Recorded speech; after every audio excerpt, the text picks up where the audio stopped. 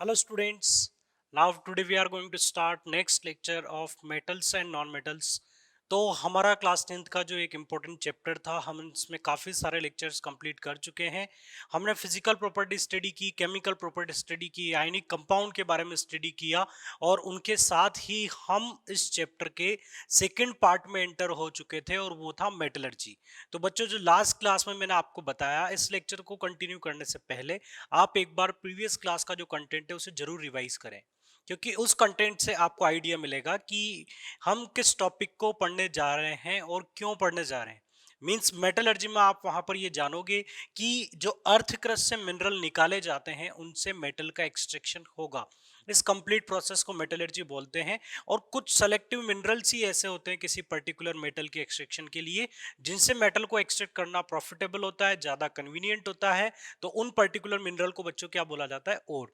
उसी के साथ मैंने आपको लास्ट क्लास में एक ओर का क्लासिफिकेशन बताया था, एक टेबल बनाई थी कि जो ओर्स होते हैं वो या तो नेटिव होते हैं या कंबाइंड फॉर्म में होते हैं। तो कुछ ऐसे मेटल्स हैं जिनके और नेटिव होंगे, मींस किसी दूसरे एलिमेंट के साथ केमिकली कंबाइंड नहीं होंगे। और उसके साथ आपने कंबाइंड फॉर्म में मिल देखा ऑक्साइड और होते हैं, कार्बोनेट और होते हैं, नाइट्रेट, कार्बोनेट, सल्फेट, हैलाइड और, ये सारे और आप स्टडी कर चुके हैं। तो इन सब ओर्स के जो एग्जांपल्स हैं मैं एक बार आपको फिर से रिवाइज करा दूं। जैसे गैलेना होता है पीबीएस, सिनेबार एचजीएस होता है, और जो बॉक्साइट होता है Al2O3.2H2O, हेमेटाइट, मैग्नेटाइट, सबके फॉर्मूलाज को आप बार बार रिवाइज करते रहें। चलिए अब इसके बाद हम बात करते हैं कि मेटलर्जी की फर्स्ट स्टेप क्या होगी। मोस्ट अबंडेंट मेटल मैंने आपको बता दिया था। मेटलर्जी का एक फ्लो चार्ट भी मैंने आपको बताया था कि जो ओर होगा, इस ओर से प्योर मेटल को एक्सट्रैक्ट करने के लिए जितनी भी स्टेप्स आप अप्लाई करेंगे वो कंप्लीट क्या होगा? मेटलर्जी होगा। इसमें फर्स्ट स्टेप मैंने आपको बताई थी बच्चों, स्टेप 1। यहां पर फर्स्ट स्टेप क्या होगी? क्रशिंग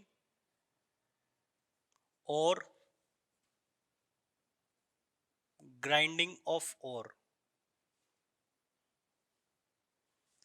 ठीक है, क्रशिंग और ग्राइंडिंग ऑफ ओर, इसका मीनिंग आप समझ गए होंगे कि मैं क्या बोलना चाहता हूं। कि हम जो ओर्स के जो पीसेस होंगे उन्हें हम क्रशर के थ्रू स्मॉलर पीसेस में कन्वर्ट करेंगे और फाइनली हम उन्हें किस में कन्वर्ट कर देंगे? छोटे छोटे पीसेस में, पाउडर में कन्वर्ट कर देंगे। मींस स्टेप का मोटो ये है कि यहां पर आप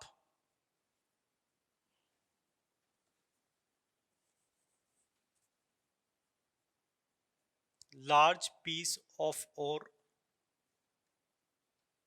इसे आप कन्वर्ट कर देंगे पाउडर डोर में। तो आपको अर्थ क्रस्ट से जो और मिलता है बच्चों, वो बड़े बड़े रॉक्स की फॉर्म में, बड़े बड़े साइज में, बड़े लंप्स की फॉर्म में मिलता है, जिससे हमें कन्वर्ट करना पड़ता है पाउडर्ड फॉर्म में। तो हम यहां पर ऐसा बोल सकते हैं, ores are broken down into smaller pieces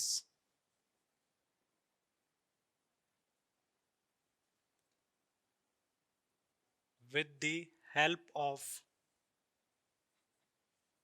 crushers. बच्चों यहां पर आपको क्लियर कर दूं, क्रशर्स होती हैं बड़ी बड़ी मशीन होती हैं जो बड़े बड़े पीसेस को क्रश करके उन्हें छोटे छोटे टुकड़ों में कन्वर्ट कर देती है, तोड़ देती है। Then it will be converted into powdered form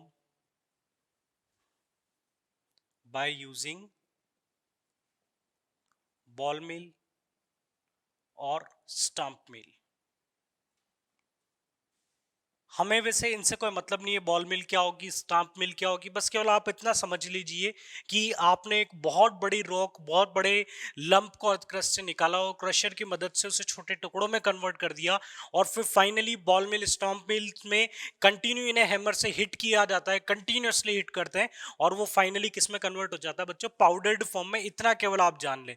तो आपके जो लार्ज पीसेस ऑफ ओर थे वो पाउडर्ड फॉर्म में कन्वर्ट हो गए। मेन पॉइंट ये है इस टॉपिक का कि हमने ऐसा क्यों किया। हमने बड़े साइज के ओर पर डायरेक्ट नेक्स्ट स्टेप को क्यों अप्लाई नहीं किया, हमने सबसे पहले उसे पाउडर्ड फॉर्म में क्यों कन्वर्ट किया? तो इसका रीजन ज्यादा इंपॉर्टेंट है बच्चों, तो इसे आप जानिए, why we need to do this. आपको ऐसा करने की जरूरत क्या है? तो बच्चों इसका रीजन ये है, टू इंक्रीज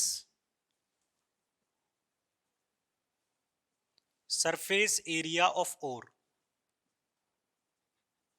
तो बच्चों जो और आपने लिया था, अगर आप एक बड़े लंप को छोटे छोटे टुकड़ों में मींस पाउडर्ड फॉर्म में कन्वर्ट कर देंगे तो उसका जो सरफेस एरिया है वो बढ़ जाएगा, और सरफेस एरिया अगर बढ़ जाएगा तो आगे आने वाली जो स्टेप्स है वो बहुत अच्छे से उस ओर्स पर एप्लीकेबल रहेंगी।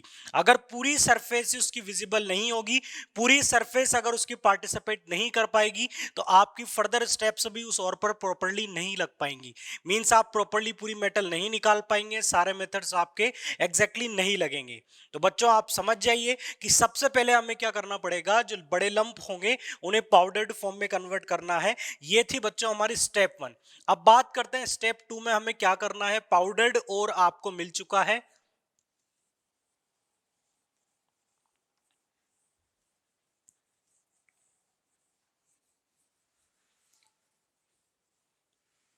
बच्चों सेकंड स्टेप, फर्स्ट स्टेप वैसे बहुत ज्यादा इंपॉर्टेंट नहीं, एक छोटा सा पॉइंट था स्टेप 1। स्टेप 2 की बात करते हैं। तो बच्चों स्टेप 2 में जो आपके पास पाउडर्ड ओर होगा, आप इस पाउडर्ड ओर को कन्वर्ट करेंगे प्योर ओर में। ये कैसा नया पॉइंट आ गया? क्वेश्चन ये है कि पाउडर्ड ओर को प्योर ओर में कन्वर्ट करना है सर, तो स्टार्टिंग से बोल रहे थे कि हमें प्योर मेटल बनानी है। अब ये प्योर ओर बनाने का कॉन्सेप्ट कहां से आ गया? तो पहले इस चीज को समझे कि आप अर्थ क्रस्ट से जब ओर निकालते हैं तो उन ओर पार्टिकल्स के साथ में कई सारी इंप्योरिटीज उनके साथ अटैच्ड होती हैं। तो हमारा पहला टारगेट होता है कि हम उन इंप्योरिटीज को रिमूव करें, उस ओर का प्योरिफिकेशन करें। मींस अभी हमारा मेटल को गेन करना काफी दूर है। सबसे पहले ओर का प्योरिफिकेशन होगा, फिर हम ओर से मेटल निकालेंगे, फिर मेटल का प्योरिफिकेशन होगा। तो सबसे पहली स्टेप मींस स्टेप 2 जो है आपकी, वो क्या होगी? Concentration of ore. इसे बच्चों कॉन्सेंट्रेशन ऑफ ओर भी बोला जा सकता है, या इसे मैं इस तरह से भी बोल सकता हूं, प्योरिफिकेशन ऑफ ओर। या फिर बच्चों इससे बोला जा सकता है एनरिचमेंट ऑफ ओर। मींस आप ओर को प्योरीफाई कर रहे हो, ओर को एनरिच कर रहे हो, ओर को कॉन्सेंट्रेट कर रहे हो। मींस ओर की इंप्योरिटीज को निकालोगे तो उसमें जो ओर की कॉन्सेंट्रेशन है वो ऑटोमेटिकली राइज होगी। मींस इनडायरेक्टली आप क्या कर रहे हैं? ओर का प्योरिफिकेशन कर रहे हैं। तो ओर का प्योरिफिकेशन करने का मतलब है आप इंप्योरिटीज को रिमूव कर रहे हैं। तो अब आपका क्वेश्चन ये होना चाहिए कि इंप्योरिटीज कहां से आई और इंप्योरिटीज कौन सी होंगी। तो उसके बारे में आप सुनिए।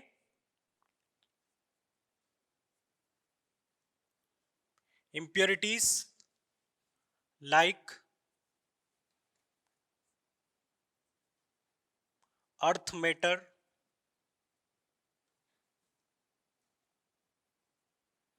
limestone,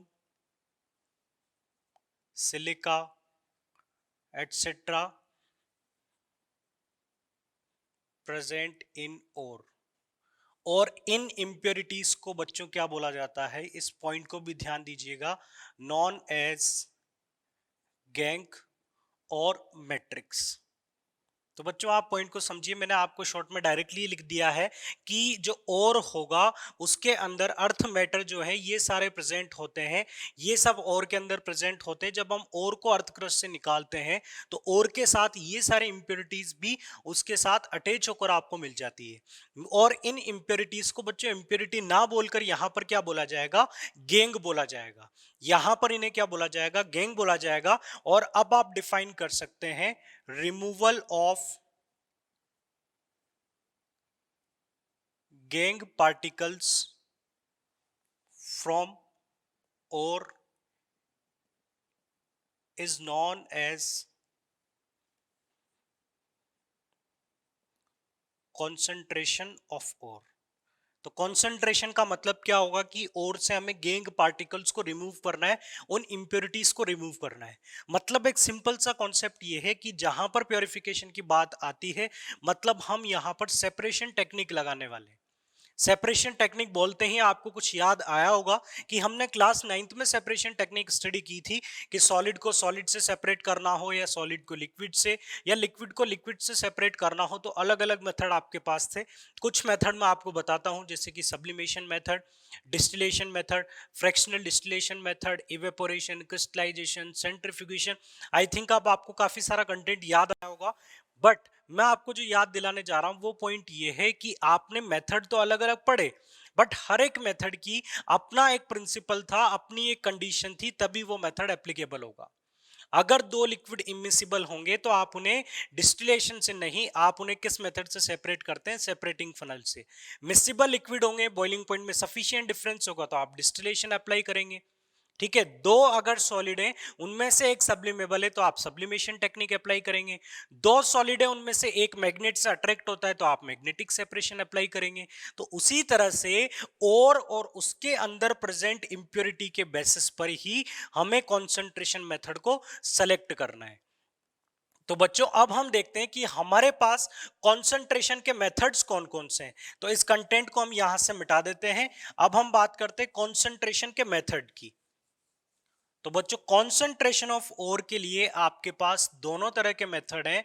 कुछ मेथड जो कि फिजिकल हैं, फिजिकल मेथड्स भी अवेलेबल हैं, और बच्चों एक केमिकल मेथड भी हमें स्टडी करना है। तो पहले मैं बात करता हूं फिजिकल मेथड की। तो फिजिकल मेथड्स का मतलब क्या है और केमिकल मेथड्स का मतलब क्या है, ये आपको पता होगा कि ओर के अंदर इंप्योरिटीज को रिमूव करने के लिए आपको किसी तरह के कोई केमिकल चेंज की जरूरत नहीं पड़ेगी। लेकिन इस केस में ओर से इंप्योरिटीज को अलग करने के लिए आपको केमिकल रिएक्शंस की मदद लेनी पड़ेगी, किसी केमिकल प्रोसेस की हेल्प लेनी पड़ेगी, तभी आप उस इंप्योरिटीज को अलग कर पाओगे और यहां पर आप फिजिकल मीन से आप उन्हें सेपरेट कर सकते हैं। तो इसमें जो फर्स्ट केस आप स्टडी करेंगे बच्चों वो होगा हाइड्रोलिक वॉशिंग मेथड। सेकंड आप स्टडी करेंगे मैग्नेटिक सेपरेशन। मैग्नेटिक सेपरेशन आपने स्टडी किया हुआ है। और लास्ट होगा फ्रोथ फ्लोटेशन मेथड। तो बच्चों ये फिजिकल मेथड होंगे। और केमिकल मेथड में एक ही केमिकल मेथड हम स्टडी करेंगे, लीचिंग। और लीचिंग की बात की जाएगी एल्यूमिनियम मेटल के लिए, सिल्वर मेटल के लिए और गोल्ड मेटल के लिए। इनके अंदर हम लीचिंग प्रोसेस को डिस्कस करेंगे कि लीचिंग मेथड में किस तरह से प्योर और को सेपरेट किया जाता है इंप्योरिटीज से, या और से और का प्योरिफिकेशन किस तरह से किया जाता है। तो बच्चों ये तो है फिजिकल मेथड, ये है केमिकल मेथड, ये चार मेथड्स आपको स्टडी करने हैं। अब हम बात करते हैं कि क्या लीचिंग एनसीईआरटी में गिवन है। तो बच्चों ये केमिकल मेथड जो है ये एनसीईआरटी टेक्स्ट बुक में आपको नहीं मिलेगा। ये मेथड्स जो है वो एनसीईआरटी में फ्रोथ फ्लोटेशन भी शायद आपको नहीं मिलेगा। तो आपको वो वाले टॉपिक तो बहुत अच्छे से स्टडी कर लेने हैं जो एनसीईआरटी में भी गिवन है, क्योंकि जो आपकी टेक्स्ट बुक में होगा वो एनटीएससी का भी सिलेबस रहेगा और वो आपका बोर्ड एग्जाम का भी सिलेबस रहेगा। तो पहले आप उसे स्ट्रॉन्ग करें, फिर उसके बाद आप ऐसे एक्स्ट्रा टॉपिक को स्टडी करना स्टार्ट करें। तो इस क्लास में हम मेटलर्जी स्टडी कर रहे हैं तो हम ये सारे टॉपिक कवर करके चलेंगे। तो सबसे पहले हम बात करते हैं फर्स्ट मेथड की, हाइड्रोलिक वॉशिंग की।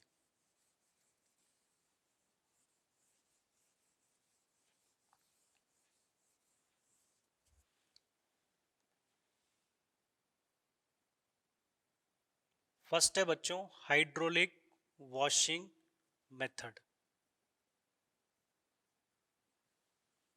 इसे बच्चों ग्रेविटी सेपरेशन भी बोला जाता है, ग्रेविटी सेपरेशन मेथड।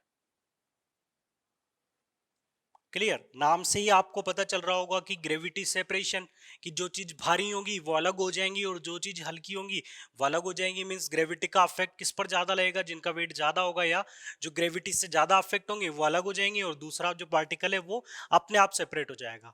तो सबसे पहले तो किसी भी मेथड को आप स्टडी करें, मैं आपको सबसे पहले आपको गाइड कर देता हूं कि जिस भी मेथड को आप स्टडी करने जा रहे हैं सबसे पहले आप उसके प्रिंसिपल को जानने की कोशिश करें कि वो मेथड किस कंडीशन पर एप्लीकेबल होगा और गैंग पार्टिकल्स की क्या प्रॉपर्टी होनी चाहिए कि वो मेथड आप वहां पर अप्लाई कर सकते हो। तो सबसे पहले तो इसका प्रिंसिपल मैं आपको बता देता हूं। This method is based on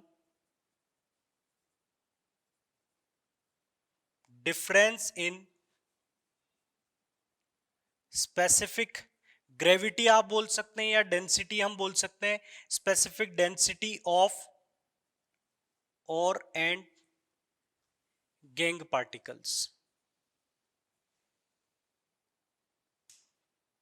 तो दोनों की डेंसिटी में या दोनों की ग्रेविटी में डिफरेंस होगा बच्चों, तभी आप इस मेथड को अप्लाई कर सकते हैं। तो ये था हाइड्रोलिक वॉशिंग मेथड का प्रिंसिपल, कि हाइड्रोलिक वॉशिंग मेथड किस कंडीशन में लगाया जा सकता है।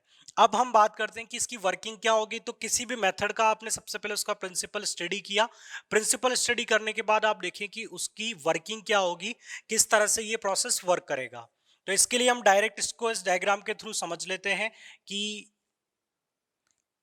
इस तरह से आपने ये कंटेनर या एक सेटअप इस तरह से तैयार किया गया है, जिसमें आप ऊपर से यहां से हम डालते हैं पाउडर्ड और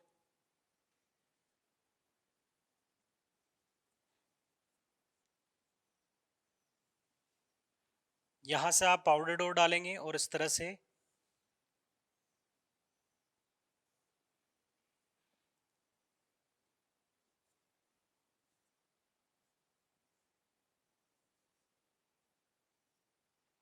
ये वाटर के लिए इनलेट होगा बच्चों। यहां से वाटर अंदर एंटर करेगा और हमने वाटर को पंप के थ्रू यहां पर वाटर आपने डाल दिया। क्लियर। और यहां पर वाटर के लिए आपने आउटलेट रख दिया। देखो इस प्रोसेस की वर्किंग की पहली कंडीशन में आपको बता देता हूं कि यहां से जो कंटिन्यूअसली वाटर आप पास करेंगे, आपको वाटर सप्लाई नहीं रोकनी है। वाटर इतना पास करना है कि कंटिन्यूअसली यहां पर वाटर आएगा और ये कंटेनर पूरी तरह से भर जाएगा। पूरे कंटेनर में यहां पर वाटर जिससे फिल हो जाएगा, उसके बाद भी हम वाटर सप्लाई को नहीं रोकेंगे और जो वाटर यहां पर एक्स्ट्रा आएगा उसका ओवरफ्लो होना स्टार्ट हो जाएगा। मींस आपको वाटर को स्टॉप नहीं करना है। वाटर किस फॉर्म में होना चाहिए बच्चों? रनिंग होना चाहिए। मींस यहां पर रनिंग वाटर स्ट्रीम की रिक्वायरमेंट है। वाटर रनिंग होगा।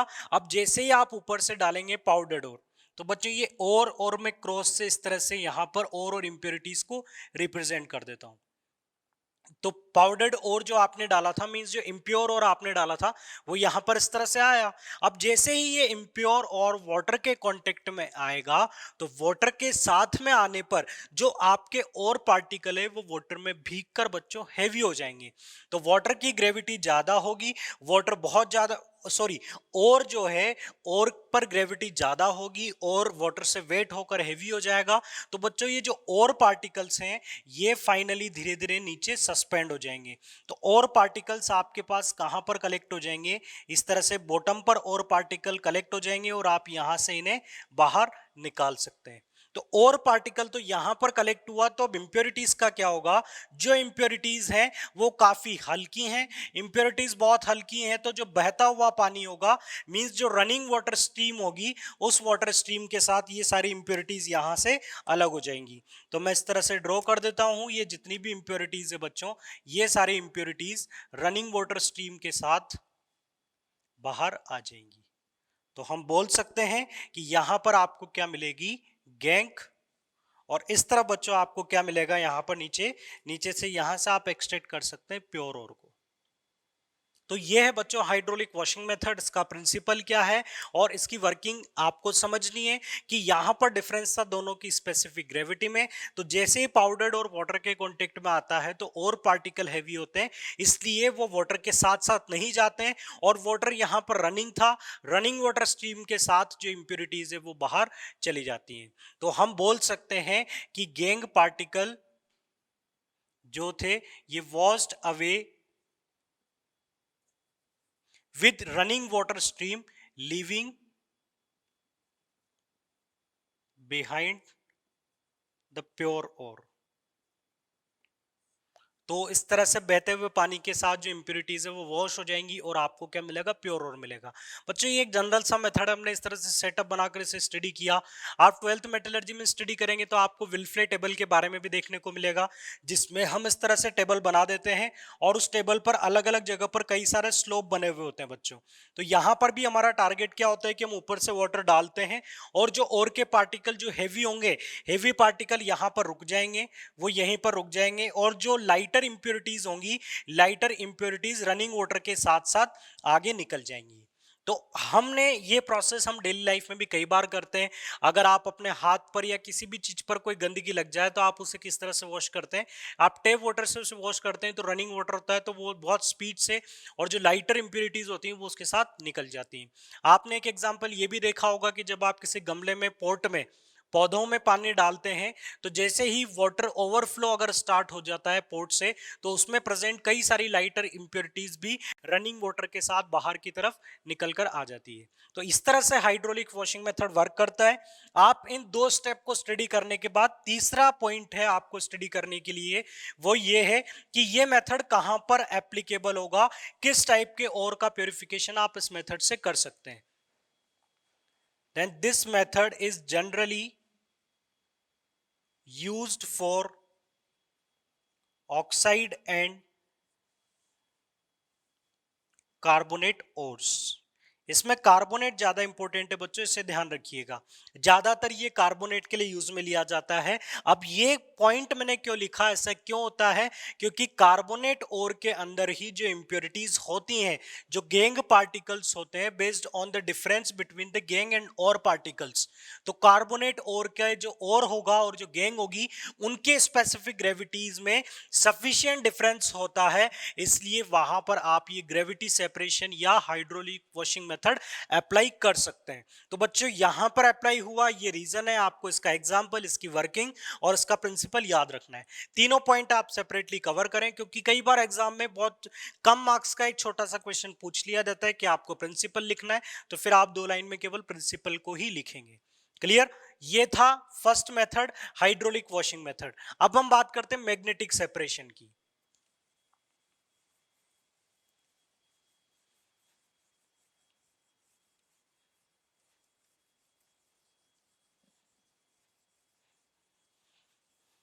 तो बच्चों सेकंड मेथड होगा मैग्नेटिक सेपरेशन।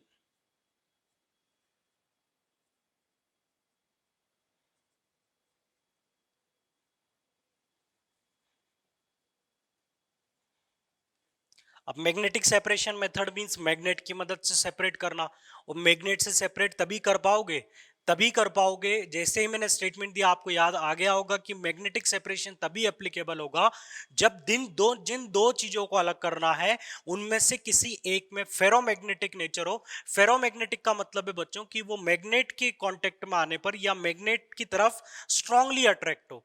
तो जो मैग्नेट की तरफ अट्रैक्ट होने की एबिलिटी रखते हैं उन्हें फेरोमैग्नेटिक सब्सटेंस बोलते हैं, और जो ऐसे होंगे उन्हीं का सेपरेशन आप कर सकते हैं मैग्नेटिक सेपरेशन मेथड से। तो सबसे पहले बात करते हैं कि इस मेथड का प्रिंसिपल क्या होगा। तो बच्चों ध्यान रखिएगा, आइदर और गैंग should have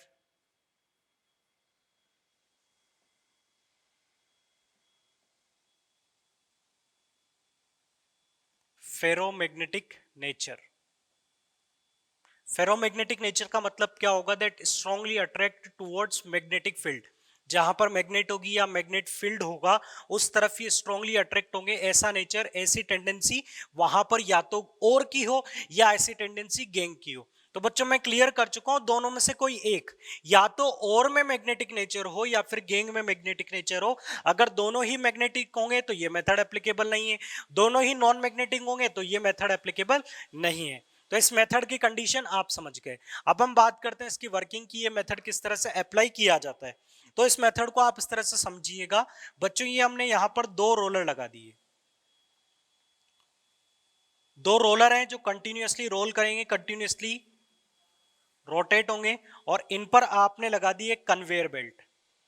तो बच्चों ये मैंने कनेक्ट कर दी कन्वेयर बेल्ट। कन्वेयर बेल्ट आप लोगों ने देखी होगी, मटेरियल को ट्रांसफर करने के लिए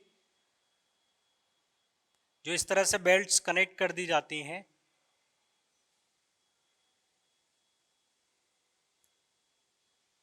क्लियर? और ये आपने इसे कनेक्ट स्टैंड पर रोक दिया। क्लियर? चलिए अब समझते हैं कि यहां पर ये 2 रोलर थे और इन पर एक लेदर बेल्ट, एक कन्वेयर बेल्ट आपने लगा दी। तो जैसे ये रोलर दोनों इस तरह से रोटेट होंगे तो ये जो बेल्ट है ये भी इनके साथ साथ इस तरह से रिवॉल्व करेगी। अब बात करते हैं कि इसमें ना तो कहीं हमें मैग्नेट नजर आ रही है ना हमें कहीं और नजर आ रहा है, तो बेटा पेशेंट तो रखना पड़ेगा, थोड़ा सा पेशेंस रखिए, अभी आपको मैग्नेट और दोनों चीजें विजिबल होंगी। तो बच्चों सबसे पहले ये देखिए कि यहां पर हमें ये देखना है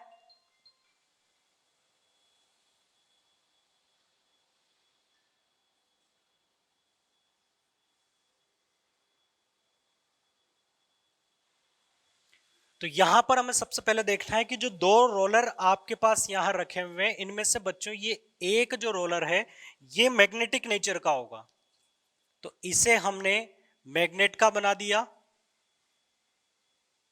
या आप इसे इलेक्ट्रोमैग्नेट का भी बना सकते हैं। इलेक्ट्रोमैग्नेट जो आप फिजिक्स में स्टडी करते हैं, तो आप जैसे स्विच ऑन करेंगे तो इसमें मैग्नेटिक नेचर जनरेट हो जाएगा, तो आप इस तरह से भी इसे बना सकते हैं। अब हम बात करते हैं ओर की, तो यहां से ऊपर से आपने पाउडर्ड ओर डाला, जो इम्प्योर ओर है, तो ये पाउडर्ड ओर में ये ओर के पार्टिकल्स हैं,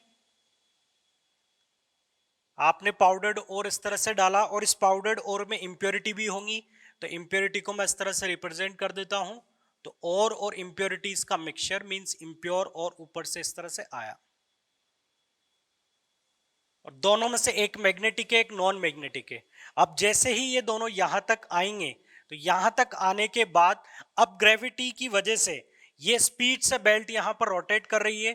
अब दोनों में से जो मैग्नेटिक होगा वो इसकी तरफ अट्रैक्टेड होगा।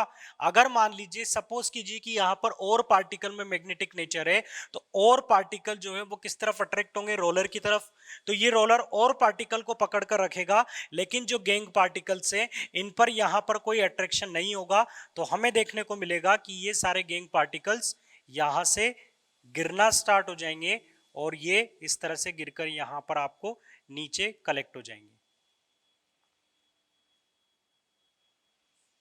तो बच्चों इस तरफ आपको ये जो मटेरियल मिला है ये कौन सा मटेरियल होगा जिसका नेचर कैसा है, नॉन मैग्नेटिक है, तो ये इस तरह से यहां पर कलेक्ट हो जाएगा। अब बात करते हैं कि और किस तरह से सेपरेट होगा, तो और पार्टिकल्स जो हैं इनमें कैसा नेचर था बच्चों, मैग्नेटिक, मैग्नेटिक नेचर था, तो ये इसे नहीं छोड़ेंगे, ये बेल्ट को कब तक टच में रहेंगे, जब तक ये बेल्ट किसके टच में रहेगी, जब तक ये रोलर के टच में रहेगी। अब यहां पर हम देखते हैं कि बेल्ट और रोलर का जो कॉन्टेक्ट था वो यहां पर ब्रेक हो गया, तो इनका कांटेक्ट ब्रेक होगा, तो अब और पार्टिकल पर जो मैग्नेटिक अट्रैक्शन था वो मैग्नेटिक फोर्स ऑफ अट्रैक्शन भी यहां से हट जाएगा। अब हम देखेंगे तो ये और पार्टिकल्स यहां पर नीचे गिरना स्टार्ट हो जाएंगे, तो यहां पर हम देखेंगे तो इस तरह से यहां पर कौन कलेक्ट हो जाएगा, जो मैग्नेटिक मटेरियल है वो यहां पर कलेक्ट हो जाएगा। तो यहां पर आपको मैग्नेटिक मटेरियल मिला, यहां पर आपको मिला नॉन मैग्नेटिक मटेरियल।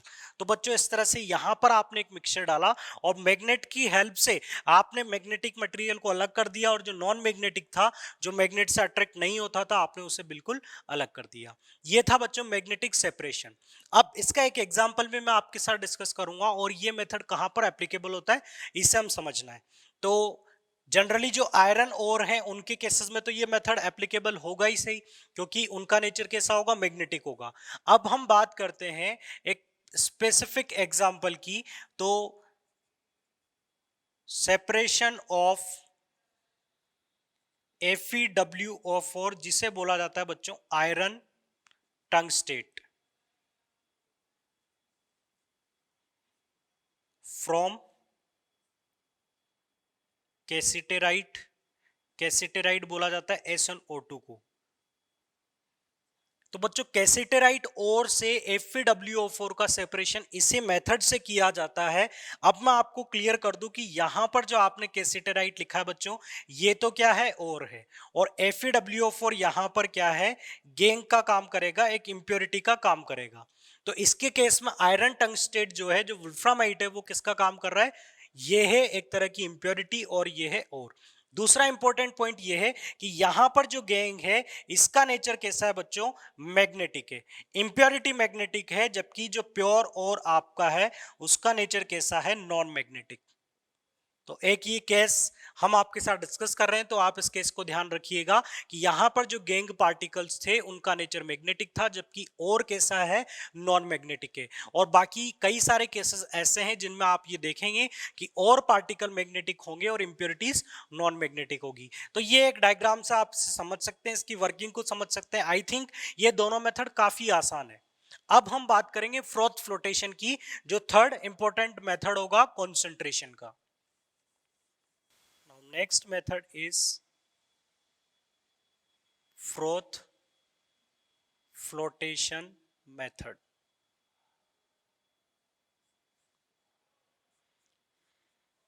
तो बच्चों इस मेथड में हम ये समझ ले कि फ्रोथ फ्लोटेशन मेथड का मतलब है कि यहाँ पर फ्रोथ का फॉर्मेशन होगा, मींस झाग का फॉर्मेशन होगा और उनका फ्लोटेशन भी होगा, मींस वो फ्लोट करना स्टार्ट करेंगे। तो उसी बेसिस पर हम और इम्प्योरिटीज को सेपरेट करेंगे। अब सबसे पहले बात कर लेते हैं कि इस मेथड का प्रिंसिपल क्या होगा, ऐसा कौन सी फिजिकल प्रॉपर्टी में डिफरेंस है कि हम वहां पर फ्रोथ बनाकर और इम्प्योरिटीज को सेपरेट कर पा रहे हैं। तो बच्चों इस मेथड का प्रिंसिपल है कि यहां पर जो और इंप्योरिटीज है इनकी वेटिंग प्रॉपर्टीज में डिफरेंस है। वेटिंग प्रॉपर्टी में डिफरेंस होने का मतलब कि और इंप्योरिटीज में से किसी एक की टेंडेंसी होगी कि वो ऑयल के साथ वेट हो जाए और दूसरे की टेंडेंसी होगी कि वो वाटर के साथ वेट हो जाए। तो जो ऑयल के साथ वेट होगा वो और होगा, और यहां पर बच्चे होंगे लाइटर और बहुत हल्के, और इतने हल्के और कि वो ऑयल से आसानी से वेट हो जाए और ऑयल के साथ ऊपर की तरफ चले आए। तो और पार्टिकल ऊपर की तरफ आएगा और इंप्योरिटीज वाटर से वेट होकर हैवी होकर कहां पर चली जाएंगी, बॉटम पर चली जाएंगी। तो सबसे पहले हम बात करते हैं कि जो फ्रॉथ फ्लोटेशन मेथड है, फ्रॉथ फ्लोटेशन मेथड का प्रिंसिपल क्या होगा। तो सबसे पहले तो एक इंपॉर्टेंट पॉइंट जो मैं आपको बाद में बताता हूं वो पहले यहीं पर क्लियर कर देता हूं। ये स्टार्टिंग में इसलिए बता रहा हूं क्योंकि सबसे ज्यादा क्वेश्चन इसी पर पूछे जाते हैं। तो आपको ये पॉइंट में क्लियर कर देता हूं। Generally this method is used for sulphide ores. Sulphide ores कौन कौन से होंगे बच्चों, तो ये भी मैं आपको यहीं पर बता देता हूं। जिंक सल्फाइड, गैलेना, HgS, इसके अलावा कॉपर पाइराइड, CuFeS2, ये सब कौन से हो रहे हैं बच्चों, सल्फाइड हो रहे हैं। और सल्फाइड और के कॉन्सेंट्रेशन के लिए कौन सा मेथड यूज में लिया जाता है, फ्रोथ फ्लोटेशन। अब सल्फाइड और के लिए ही इस मेथड को क्यों काम में लिया जा रहा है, क्योंकि सल्फाइड और एक तो ऑयल से अच्छे से वेट होते हैं और दूसरा ये काफी लाइटर होते हैं, हल्के होते हैं। ठीक है, लाइट इन वेट, बहुत हल्के होते हैं, इसलिए हम किस यहां पर इस मेथड से किसे सेपरेट कर सकते हैं, सल्फाइड ओर को। अब हम बात करते हैं इस मेथड का प्रिंसिपल क्या होगा। तो इस क्वेश्चन के लिए हमेशा तैयार रहिएगा बच्चों। आपसे एग्जाम में पूछा जा सकता है कि विच ऑफ द फॉलोइंग और can be concentrated by using froth flotation. तो आपको ऑप्शन में से किससे सेलेक्ट करना है, जो सल्फाइड ओर होगा, जिसके पीछे सल्फाइड एनायन होगा, उसी ऑप्शन को आपको सेलेक्ट करना है। या आपसे एग्जाम में ऐसे भी पूछा जा सकता है कि जिंक सल्फाइड का कॉन्सेंट्रेशन किस मेथड से किया जा सकता है, तो आपका आंसर वहां पर रहेगा फ्रोथ फ्लोटेशन। चलिए, तो this method is based on difference in wetting properties of ore and gangue particles. दोनों की वेटिंग प्रॉपर्टी में डिफरेंस होगा। दोनों में से अब फिर से क्लियर कर देता हूं कि एक ऑयल से वेट होगा और एक वाटर से वेट होगा। इसी मेथड पर, इसी प्रिंसिपल पर ये मेथड वर्क करेगा। अब बात करते हैं कि जैसे कि मैं बार बार आपसे बोलता रहा हूं कि एक ऑयल से वेट होगा और एक वाटर से वेट होगा, तो ये तो आपको क्लियर हो गया होगा कि इस मेथड में हमें दोनों तरह की चीजें लेनी पड़ेंगी। एक तो ऑयल भी लेना पड़ेगा और साथ साथ हमें वाटर भी लेना पड़ेगा। तो इस मेथड को आप इस तरह से समझें कि हमने यहां पर इस तरह से ये कंटेनर बनाया और इसे आपने फिल कर दिया वाटर से। वाटर के साथ बच्चों यहां पर जो हम मिक्सचर लेंगे ये होगा वाटर। वाटर के साथ आप मिक्स कर देंगे पाइन ऑयल। पाइन ऑयल बच्चों यहां पर मैं आपको पहले ही क्लियर कर देता हूं, पाइन ऑयल यहां पर काम करता है फ्रोथिंग एजेंट का, फ्रोथिंग एजेंट। आगे और भी केमिकल सब्सटेंस ऐड किए जा सकते हैं, वो मैं आपको बाद में बताऊंगा। इसके साथ में बच्चों ये भी समझिएगा कि पाइन ऑयल आपने मिक्स किया, यहां पर फ्रोथ तो बनेंगे, बट फ्रोथ बनाने के लिए इसे थोड़ा एजिटेट करना पड़ेगा, इसे थोड़ा सा मूव करना पड़ेगा, हिलाना पड़ेगा। अब इसके लिए हम यहां पर क्या करते हैं, एक कंप्रेसर इस तरह से कनेक्ट कर देते हैं। तो यहां से आप अंदर पास करेंगे बच्चों एयर, ये एयर के लिए आपने एक इनलेट बनाया,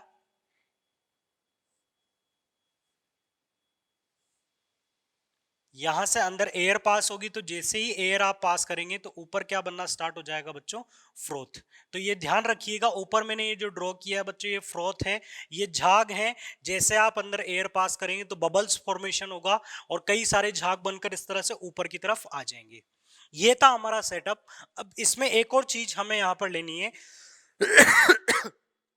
वाटर पाइन ऑयल, और इसके साथ में हमने यहां पर मिक्स कर दिया पाउडर्ड ओर को, यानी कि इम्प्योर ओर को, जिसका हमें प्योरिफिकेशन करना है।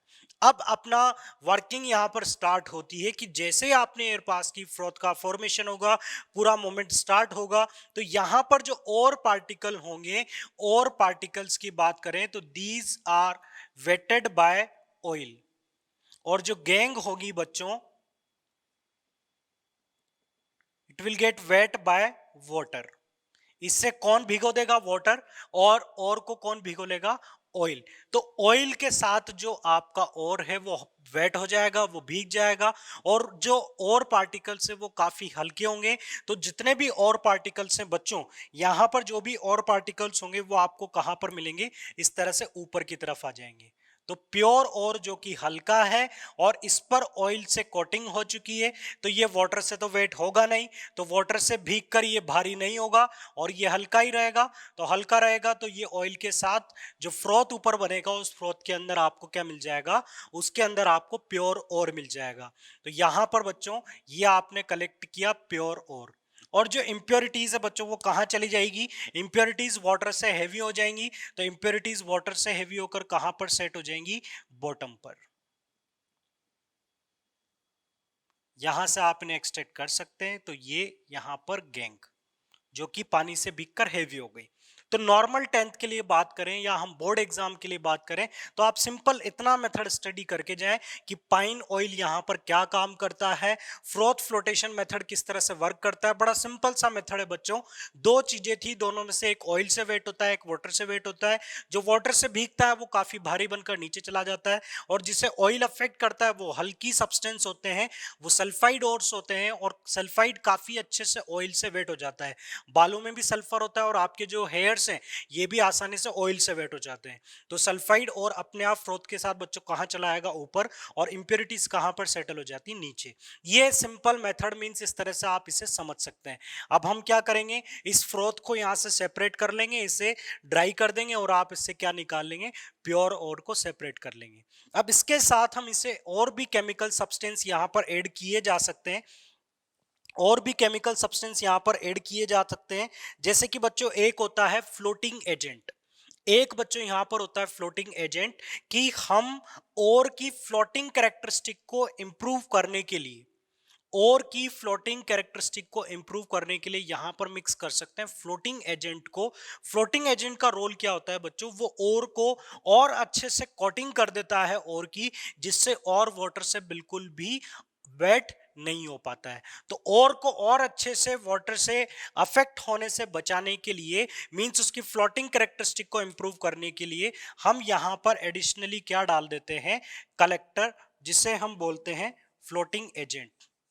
तो बच्चों उसका नाम मैं यहां पर लिख देता हूं, पोटेशियम इथाइल जेंथेट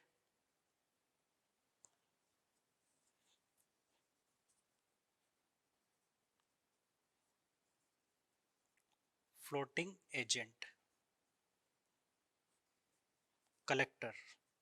तो इसे कलेक्टर भी बोला जा सकता है, या इस प्रोसेस की एफिशिएंसी बढ़ाने के लिए, इस प्रोसेस की एफिशिएंसी बढ़ाने के लिए हम यहाँ पर क्या ऐड कर देते हैं, पोटेशियम इथाइल जेंथेट, जो कि किसका काम करता है, फ्लोटिंग एजेंट का काम करता है। ये एक और एडिशनल पॉइंट हुआ। इसके साथ में बच्चों एक एडिशनल पॉइंट ये भी हो सकता है कि कई बार हम क्रिसॉल और एनिलीन, कई सारे केमिकल सब्सटेंस भी यहाँ पर मिक्स करते हैं। तो यहाँ पर आप फ्रॉथ स्टेबलाइजर, जिन्हें क्या बोला जाता है बच्चों, फ्रॉथ स्टेबलाइजर बोला जाता है, कि जो फ्रॉथ बने बनेगा, अगर ये फ्रोथ ज्यादा टाइम तक स्टेबल होगा तो ज्यादा टाइम तक आप प्रोसेस को रन कर सकते हैं और ज्यादा से ज्यादा ओर को ऊपर की तरफ कलेक्ट कर सकते हैं। तो यहां पर ये तो एक मैंने सिंपल आपको कॉन्सेप्ट बताया, बट इसके साथ साथ और भी केमिकल्स ऐड किए जाते हैं, जैसे कि यहां पर ऐड किया जाता है फ्रोथ स्टेबलाइजर। फ्रोथ स्टेबलाइजर का काम क्या होगा बच्चों, इस फ्रोथ को स्टेबल करने का। जो फ्रोथ है वो बहुत जल्दी डिसअपियर नहीं होगा, ज्यादा टाइम तक फ्रोथ रहेगा, प्रोसेस को आप ज्यादा टाइम तक रन कर सकते हो, ज्यादा अमाउंट और का आप सेपरेट कर सकते हो। पोटेशियम इथाइल जेंथेट का कॉन्सेप्ट क्या है, ये फ्लोटिंग एजेंट है, फ्लोटिंग कैरेक्टरिस्टिक को इंप्रूव करता है, प्रोसेस की एफिशिएंसी को बढ़ाता है। इसके बाद इस प्रोसेस से रिलेवेंट एक और स्पेशल केस है, वो मैं आप लोगों के साथ डिस्कस करता हूं। फ्रोथ फ्लोटेशन अभी बच्चों कंप्लीट नहीं हुआ है, ये हमने केवल इसका एक सिंपल केस देख लिया कि ये प्रोसेस किस प्रिंसिपल पर और किस तरह से वर्क करता है। अब दूसरी प्रॉब्लम ये है, सपोज कीजिए कि आपको सेपरेशन करना है पीबीएस प्लस जेडएनएस प्लस एफईएस2 का। ये एक और का मिक्सचर है, हम इसका प्योरिफिकेशन कर रहे हैं। मींस यहां पर और के अंदर जो मिक्सचर है वो दूसरे सल्फाइड और एक साथ मिक्स्ड है। यहां पर मैं क्या देख रहा हूं कि एक सल्फाइड के साथ और भी सल्फाइड मिक्स्ड है। अगर मैं इस पर फ्रोथ फ्लोटेशन मेथड लगाता हूं तो ये तीनों के तीनों सल्फाइड हैं, तो तीनों ही कहां पर आ जाएंगे, ऊपर आ जाएंगे। तो यहां पर तो फिर हमारा टेक्निक जो है वो एप्लीकेबल नहीं हो पाएगी, यहां पर आपकी टेक्निक, आपका मेथड एप्लीकेबल नहीं होगा। तो यहां पर इस मेथड को एप्लीकेबल बनाने के लिए दूसरी कंडीशंस क्या होंगी, वी कैन ऐड डिप्रेसेंट। आप बाद में स्टडी करेंगे डिप्रेसेंट के बारे में। तो डिप्रेसेंट्स का रोल क्या होगा बच्चों, डिप्रेसेंट ऐसे केमिकल सब्सटेंस होते हैं जो मोर देन वन सल्फाइड्स में से कुछ सल्फाइड के साथ रिएक्ट करके उन्हें डिप्रेस कर देते हैं, मींस उन्हें डिसॉल्व कर देते हैं, और जो दूसरा सल्फाइड है वो ऑटोमेटिकली क्या हो जाएगा, वहां से सेपरेट हो जाएगा। आप केवल अभी इतना समझ लीजिए कि यहां पर डिप्रेसेंट हम ले सकते हैं सोडियम साइनाइड, एल्कलीज लिए जाते हैं, NaCN हमने लिया, और NaCN यहां पर किन्हें सेपरेट कर लेगा, जिंक सल्फाइड और FeS2 को। आप बाद में स्टडी करेंगे कि NaCN जिंक सल्फाइड के साथ एक सोल्यूबल कॉम्प्लेक्स का फॉर्मेशन कर लेता है। तो इस तरह से बच्चों सिंपल वे में समझिएगा कि तीनों सल्फाइड में से आपने NaCN की मदद से दो सल्फाइड को अलग कर लिया, वो सॉल्यूशन में ही रह गए, और यहां पर जो PbS था ये ऊपर फ्रोथ के साथ आ जाएगा। तो आप इसे क्या कर लेंगे, साइड में कलेक्ट कर लेंगे। तो इसे आप कलेक्ट करें, इसे आप सेपरेट करें। अब आपके पास बच चुका है ZnS प्लस FeS2। क्लियर, अब आपके पास बच चुका है ZnS and FeS2, zinc sulphide और आयरन पाइराइट। अब बच्चों यहां पर दोनों सल्फाइड जिन्हें आप डिप्रेस कर चुके थे, आप चाहें तो इन्हें फिर से एक्टिवेट कर सकते हैं।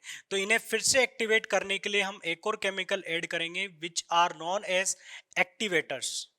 और एक्टिवेटर्स में यहां पर जनरली जो काम में लिया जाता है बच्चों वो होता है कॉपर सल्फेट। तो आपने डिप्रेसेंट की हेल्प से कुछ सल्फाइड को डिप्रेस किया, उन्हें रोक लिया, और एक सल्फाइड को आपने भेज दिया, सेपरेट कर लिया। फिर आप जैसे एक्टिवेटर डालेंगे तो आप फर्दर दूसरे सल्फाइड को वहां से फिर से एक्टिवेट कर सकते हैं, NaCN के इफेक्ट को हटा सकते हैं। तो फिर जो दूसरा सल्फाइड है बच्चों वो एक्टिवेट हो जाएगा, उसे आप फिर से फ्रोथ की मदद से, फ्रोथ फ्लोटेशन मेथड से आप सेपरेट कर सकते हैं। तो बच्चों ये कुछ एडिशनल केमिकल्स से जिनका क्या रोल था वो मैंने आपको बताया। तो आज का हमारा लेक्चर था जिसमें हमने कंसंट्रेशन के फिजिकल मेथड्स को स्टडी किया।